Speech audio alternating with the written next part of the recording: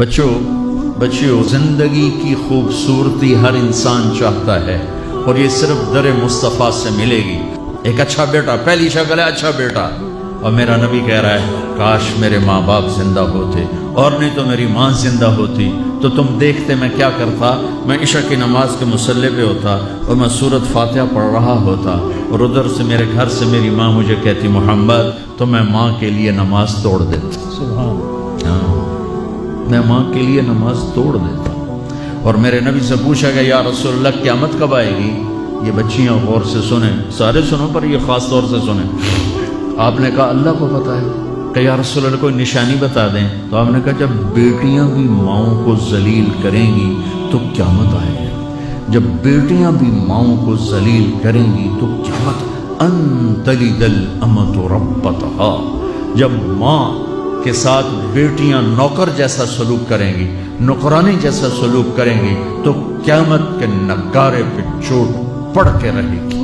یہ نہیں کہا جب کفر پھیل جائے گا اور جب اسلام مٹ جائے گا، حالانکہ قیامت اس وقت آئے گی جب دنیا میں ایک مسلمان باقی نہیں رہے گا۔ یہ واقعہ کی سنگینی کو بتانے کے لیے فرمایا جب ماؤں کو ذلیل کیا جائے گا قیامت آ جائے گی۔ میرے نبی نے فرمایا عمر تیرے دور میں ایک شخص آئے گا اویس،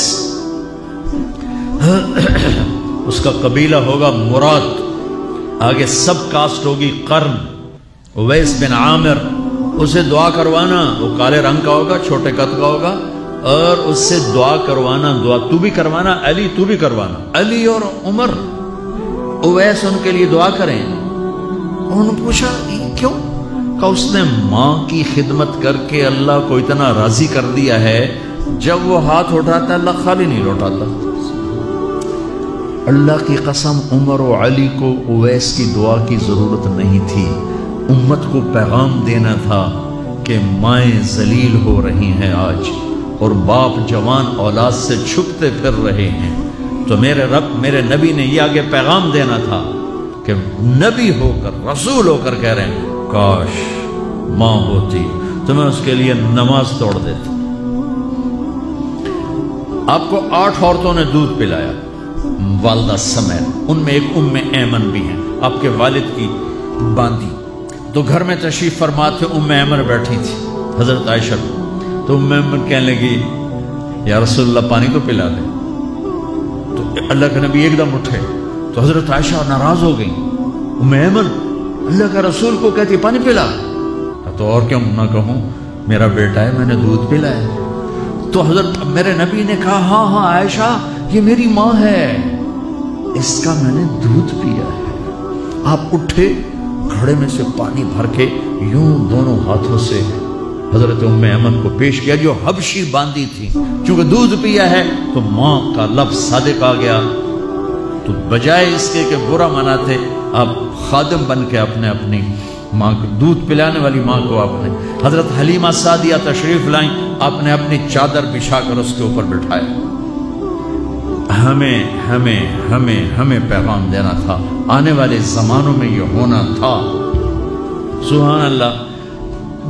امام ابو حنیفہ کا نام تو سب کو معلوم ہے نا، ایک اور عالم بتاتا ہوں، عبد الرحمن بن ابی لیلہ، ان میں علمی کھٹ پٹ تھی بہت زیادہ، آپس میں بنتی نہیں تھی۔ تو ابو حنیفہ جیسی ہستی جن کے کروڑوں فالوور آج ہیں، ان کی ماں کہتی نعمان یہ مسئلہ ہے جا کے عبد الرحمن سے پوچھ کے آ۔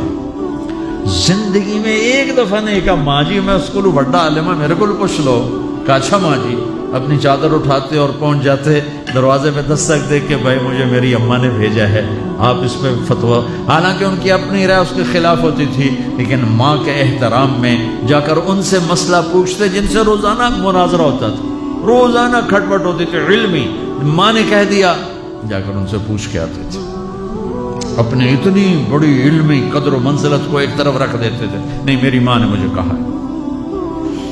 تو آپ سب نوجوان ہو، ماں باپ زندہ ہیں تو ان کی دعا لو، آہ نہ لو، دعا لو۔